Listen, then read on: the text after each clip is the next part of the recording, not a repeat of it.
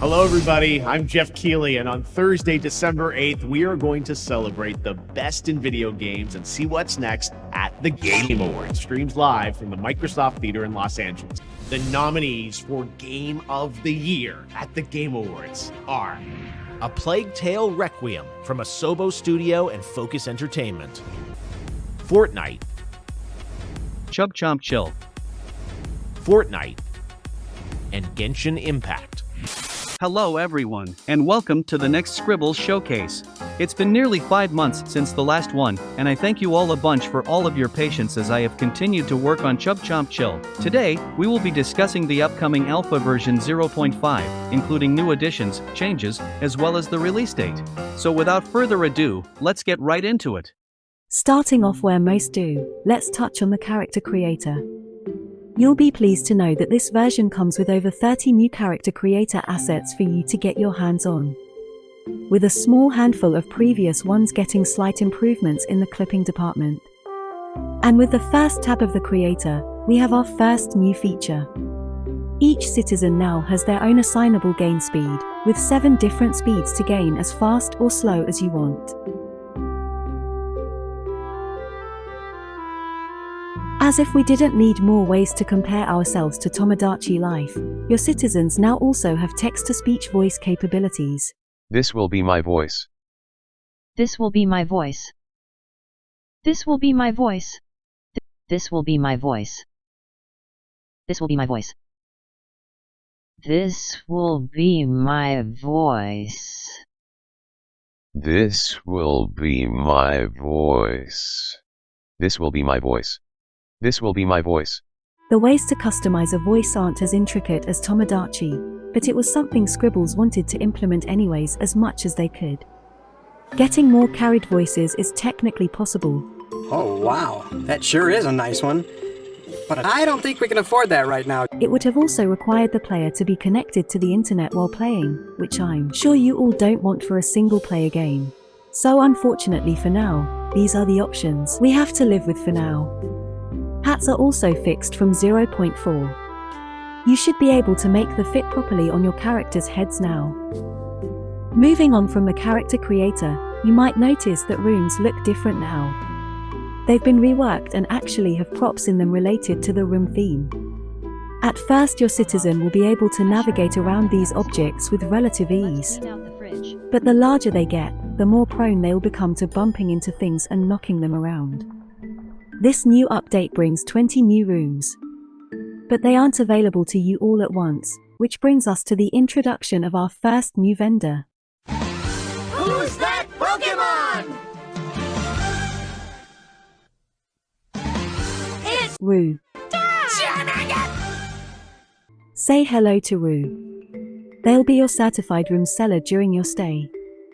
Their selection is small for now, but it updates every day. They aren't from around here, so some of your customs might take them off guard. But they'll still provide you with the best service they can. Now that we're situated in this new room, you're probably ready to get to the main objective of the game, feeding your citizens. Well, you're in for a treat, as 0.5 adds over 40 new foods, with new features as well.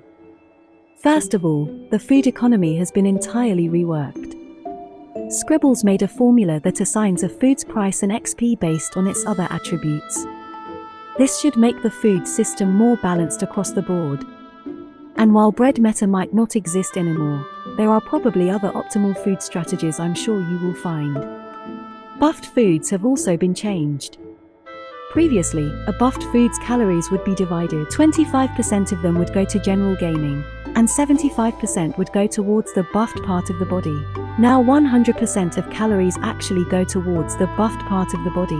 Your citizens can now also crave foods that are baked. This was actually already in 0.4, but due to being one number off in Scribbles code, it was impossible for it to ever actually happen. Also, becoming ill isn't just exclusive to events anymore. Certain foods now have an illness chance, which is a tiny % chance of a food making a citizen ill if they have too much of it. Not all foods have this trait. It only applies to foods that aren't meant to be eaten in large quantities, like jars of mayonnaise. Bloating isn't exclusive to just soda anymore either. There are now numerous foods that are able to cause bloating. And speaking of bloating, a citizen is now able to bloat up to 6 times at once, rather than only 3. Bloating is also more gradual, as opposed to just immediately snapping from one state to another. Also, when your character is ill, they will only reject food sometimes, not all the time. Now you're probably thinking, what am I supposed to do when a citizen gets ill or bloated? Or I don't even have enough happiness points to buy food? Am I just supposed to wait it out? Maybe before, but not anymore. For the first time since 0.2, belly rubs are back. Lois! Lois, it's back! I heard, Peter! I heard! Kids! Kids, it's happening! Get your coats! This is what we practiced for! Belly rubs give active happiness points. The higher your passive happiness point stat, the more points you get from belly rubs as well. Belly rubs also make bloating go away twice as fast, and make illness go away 4 times as fast. They also cause quite a bit of stomach rumbles and burping. Now that's all well and good. But what if you're looking for something a bit more exciting? A bit more spontaneous? Something to make your citizens' experience feel truly unique? Well, we have something for that too. Who's that Pokemon? It's Candy. Fingers! This is Camp Counselor Candy. She really likes chocolate. She's also very horny. Candy has a plethora of badges for sale for you to apply to your citizens. Badges mix up and change attributes about your citizens' playthrough. Think of them like trinkets from the Binding of Isaac, or quite literally badges from Paper Mario. Many badges are also able to stack. Take this badge for example. The more of this badge you have stacked on a citizen, the more likely they are to burp after you feed them something. As long as you have enough badge points to contain them, which you can achieve when leveling up. However, Candy doesn't want your happiness points. She only wants one thing: chocolate, and lots of it. That's where Choco Coins come in, a special currency specifically for Candy. You get a coin automatically with every level up. You can get them with certain events as well. Some badges can be fun, others can be really powerful for making your run as efficient as possible. So be sure to check them all out and experiment. Unlike Greta or Roo's shops, Candy's catalog is always fully available to browse. The larger your citizen gets, you might start to notice some changes. Sloshes when your citizen hobbles around at larger sizes is now deeper. Not only that, but you might begin to hear creaks in the floorboards the larger your character gets as well. And also stomping and screen shake, which gets more amplified the bigger your citizen gets as well.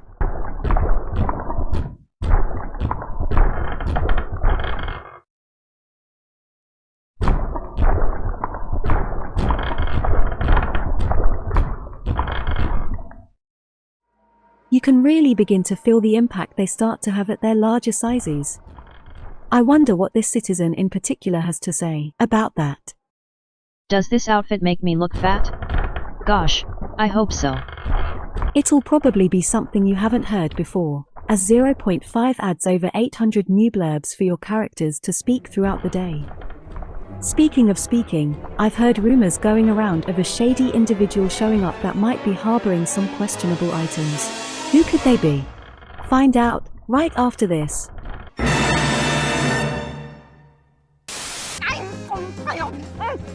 Genshin Impact.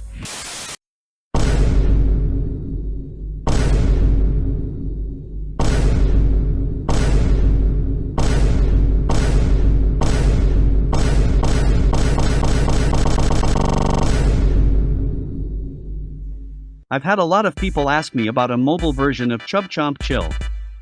A lot.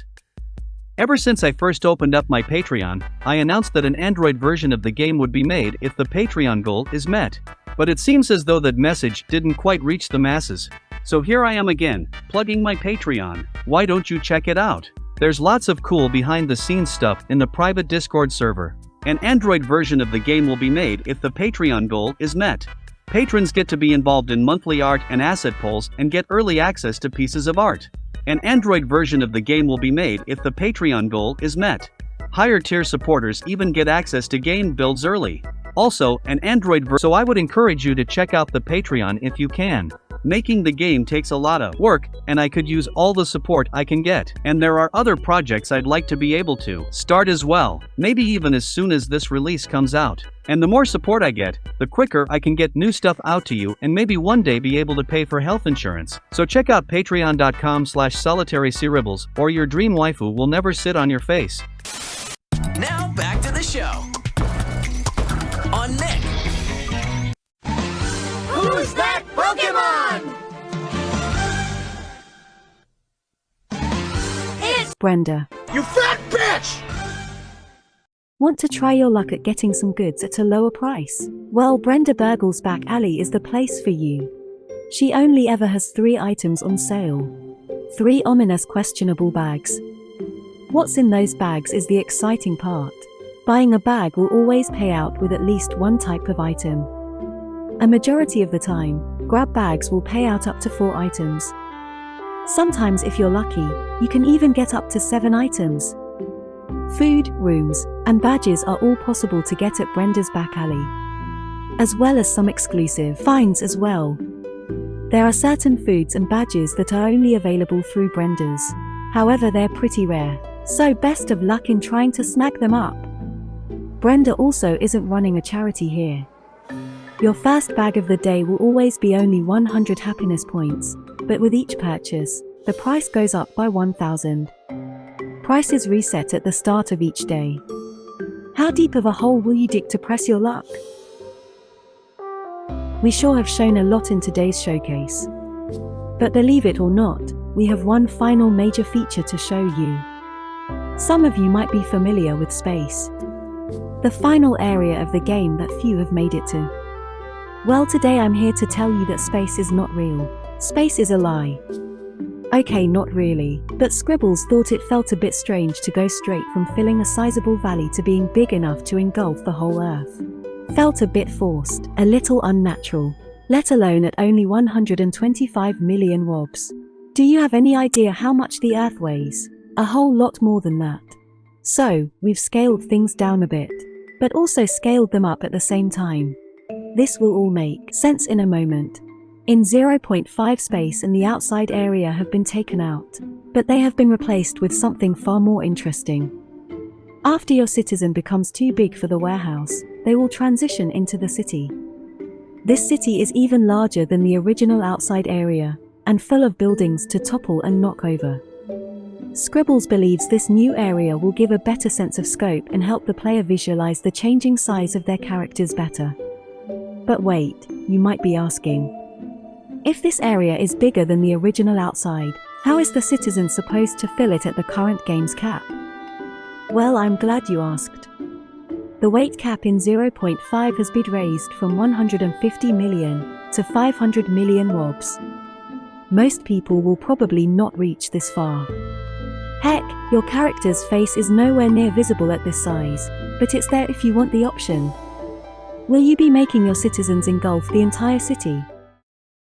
And with that, we've reached the end of this edition of the Scribbles Showcase.